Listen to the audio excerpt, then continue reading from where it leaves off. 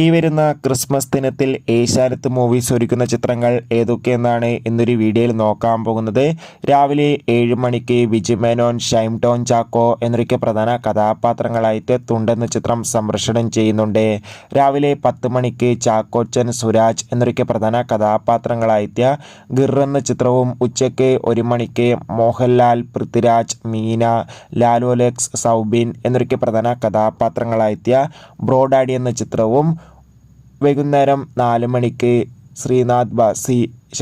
വൈകുന്നേരം 4 മണിക്ക് ഷൈം നിഗം, ആൻ്റണി വർഗീസ്, നീരജ് മാധവ്, മഹിമ, ബാബു ആൻ്റണി, ലാൽ എന്നൊക്കെ പ്രധാന കഥാപാത്രങ്ങളായെത്തിയ ആർഡെക്സ് എന്ന ചിത്രവും, രാത്രി 7 മണിക്ക് മറിമായം ടീമിൻ്റെ പഞ്ചായത്ത് ജെട്ടി എന്ന ചിത്രവുമായിരിക്കും ഏഷ്യാനെറ്റ് മൂവീസിലൂടെ സംപ്രേഷണം ചെയ്യുക. രാത്രി 10 മണിക്ക് അല്ലു അർജുൻ, ഫഹദ്, രേഷ്മിക എന്നൊക്കെ പ്രധാന കഥാപാത്രങ്ങളായ പുഷ്പ 2 എന്ന ചിത്രവും സംപ്രേഷണം ചെയ്യും.